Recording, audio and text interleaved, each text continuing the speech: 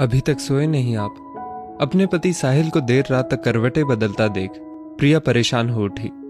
तुम सो जाओ प्रिया। मैं तो सो जाऊंगी साहिल, लेकिन आप कब तक एहसानों के बोझ तले दबे रहेंगे? फैसला तो आपको लेना ही होगा। मैं मानती हूं बड़े भाई साहब ने बहुत कुछ किया है आपके लिए, लेकिन क्या आप ताउम्र उन्हें एहसानों के बोझ तले दबे रहेंगे? निर्णय लीजिए साहिल, वरना कहीं देर ना हो जाए। मन ही मन अपने पति से नाराज प्रिया ये कह सो गई, लेकिन साहिल, उसकी नींद तो उड़ चुकी थी। बेटा, आज से तेरे छोटे भाई की जिम्मेदारी तेरी है, अपनी औलाद समझकर रखना इसे। बाबूजी ने अपने आखिरी पलों में साहिल के बड़े भाई आलोक से वादा लिया था। आलोक और साहिल बिन मां की संतान थे। साहिल के जन्म के समय ही उनकी मृत्यु हो गई। माता पिता दोनों की जिम्मेदारी बाबूजी ने संभाली थी। दोनों भाइयों में 10 वर्ष का अंतर था। जब आलोक नौकरी में आया तो ये सोच कि घर में लक्ष्मी आ जाए, बाबूजी ने आलोक की शादी इंदु से कर दी। दोहरी जिम्मेदारी निभाते निभाते बाबूजी समय से पहले वृद्ध हो चले थे और अपनी जिम्मेदारी आलोक पर डाल चल बसे। साहिल के लिए अब उसके भैया भाभी ही सब कुछ थे। आलोक अपनी जिम्मेदारी बखूबी निभा रहा था, साहिल की पढ़ाई लिखाई हो या अन्य खर्चे। लेकिन ये बात इंदु को अखरती कि उसका पति अपनी कमाई अपने छोटे भाई पर खर्च करे। इंदु पूरा प्रयास करती आलोक को रोकने का, लेकिन जब बात नहीं बनी तो उसने दूसरा रास्ता निकाल लिया। बाहर के काम तो साहिल की जिम्मेदारी थे ही, अब घर के छोटे मोटे कामों में भी इंदु ने साहिल को लगा दिया।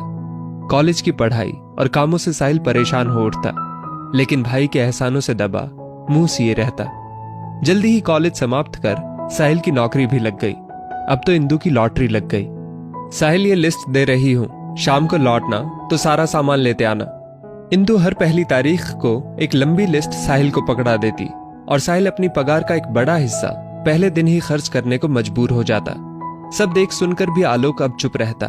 आखिर इतने सालों की इंदु की मेहनत रंग लाई, और अब आलोक के मन में इंदु ने साहिल के खिलाफ जहर भर दिया था। क्या बहू, देवर की शादी नहीं करोगी क्या? अब तो नौकरी भी करता है साहिल। बड़ी बुआ के बार बार टोकने पर मजबूरी में इंदु और आलोक ने साहिल की शादी के लिए हामी भर दी। इच्छा तो उन दोनों की नहीं थी। जानते थे सोने का अंडा देने वाली मुर्गी कहीं शादी के बाद हाथ से निकल ना जाए। इंदु ने बहुत प्रयास किया अपनी जान पहचान में शादी हो, लेकिन बुआ इंदु के इरादे समझ गई थी और देख परख कर प्रिया का रिश्ता साहिल के साथ तय कर दिया। प्रिया दुल्हन बन आ गई। शुरुआत के कुछ दिनों में ही समझदार प्रिया ये जान गई कि उसके पति की हैसियत इस घर में सिर्फ एक पर्सनल नौकर की है और उसकी नौकरानी की, क्योंकि प्रिया के आने से इंदु को और भी आराम हो गया। घर और बाहर दोनों के काम साहिल और प्रिया ही करते। साहिल, क्यों ना हम अलग रहें? एक दिन प्रिया बोली। नहीं प्रिया, ये घर मेरे बाबूजी का है। मेरा बचपन बीता है यहाँ। अपनी माँ को तो देखा नहीं मैंने, लेकिन उनकी मौजूदगी का एहसास होता है इस घर में। और भैया भाभी के बहुत एहसान भी है मुझ पर। मैं ऐसा करने की सोच भी नहीं सकता। साहिल की दो टूक बात सुन प्रिया चुप रह जाती। इसी उधेड़बुन में जिंदगी कट रही थी। क्या बात है साहिल, किस सोच में डूबा है? ऑफिस में साहिल को खोया देख उसके दोस्त रजत ने पूछा तो साहिल झेप उठा। कुछ नहीं दोस्त, तेरी भाभी का जन्मदिन है कल। सोच रहा हूं एक अच्छी सी साड़ी गिफ्ट कर दूं। तो इसमें सोचना क्या है? चल आज ऑफिस के बाद चलते हैं, एक अच्छी सी साड़ी ले लेते हैं। शाम को साहिल रजत के साथ बाजार जा एक सुंदर सी साड़ी प्रिया के लिए ले आया। शादी के बाद पहला जन्मदिन था प्रिया का और साहिल इसे यादगार बनाना चाहता था। ये क्या है देवर जी?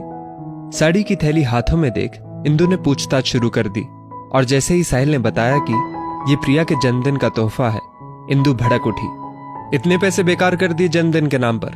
अरे ऐसा क्या शौक चला है जन्मदिन का? मेरे घर में ऐसे फालतू के खर्चे नहीं चलेंगे। पत्नी के आते ही फालतू के खर्चे शुरू कर दिए। भाभी, आप भूल रही हैं, यह घर बाबूजी का है।